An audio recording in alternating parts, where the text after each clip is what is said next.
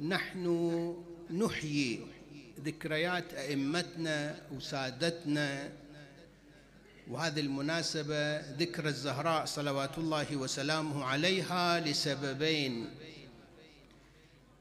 السبب الأول أن هؤلاء ينتسبون إلى النبي صلى الله عليه وآله وسلم، هم أهل بيت النبي، هم أحباء النبي. الحديث الوارد الذي يرويه المسلمون جميعا يقولون: جاء شخص إلى النبي فسأله: أي أهلك أحب إليك؟ يسألون رسول الله صلى الله عليه وآله وسلم: يا رسول الله، أي أهلك أحب إليك؟ فقال: فاطمة بنت محمد. اللهم صل على محمد وآل محمد. وإحنا عندما نحيي هذه الذكرى هو تقدير لنبينا صلى الله عليه وآله وسلم، لأن المرء يحفظ في ولده. الإنسان إذا تريد تكرمه بعد ما يغادر الحياة تكرم عائلته، تكرم أبنائه.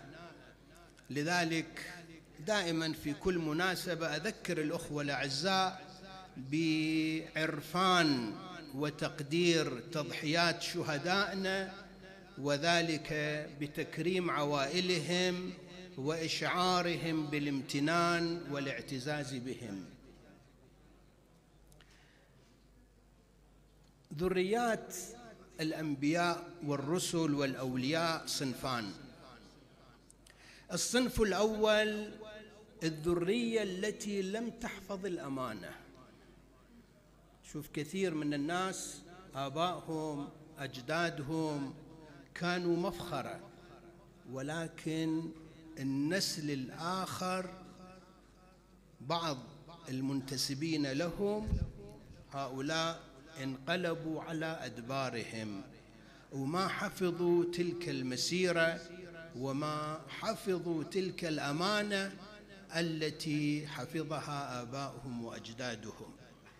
القرآن الكريم يتحدث عن هؤلاء. انتبهوا شو يقول القرآن بعد ما يتحدث عن مجموعة من الأنبياء والرسل، يقول: فخلف من بعدهم خلف أضاعوا الصلاة واتبعوا الشهوات فسوف يلقون غيا.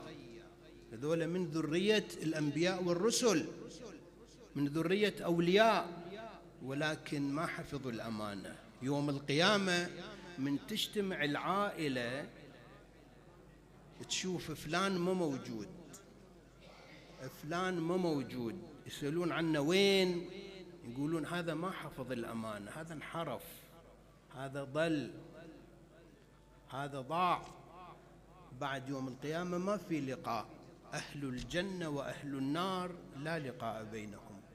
لذلك كل واحد من عندنا يستحضر أسرته وآباءه وأجداده، ويستحضر ذلك اللقاء الذي يفترض أن يكون يوم القيامة تحت رحمة الله سبحانه وتعالى، فيسعى أن لا يكون مكانه فارغا بين أسرته. هذا الصنف الأول.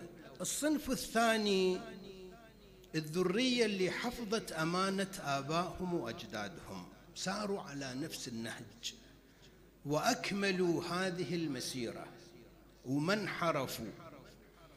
هؤلاء أيضا القرآن الكريم يشير إليهم فيقول: والذين آمنوا واتبعتهم ذريتهم بإيمان ما انحرفوا ألحقنا بهم ذريتهم وما ألتناهم من عملهم من شيء كل امرئ بما كسب رهين.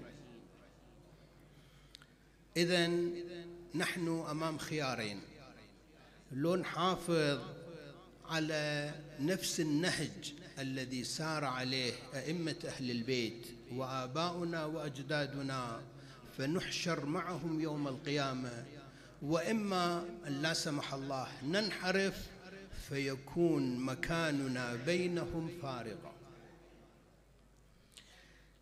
إذن لما نحيي ذكريات أهل البيت احنا في الواقع نكرم نبينا المصطفى صلى الله عليه وآله وسلم، لأن أئمة أهل البيت والزهراء والسيدة زينب وأمثالهم هؤلاء هم أهل النبي وأسرته.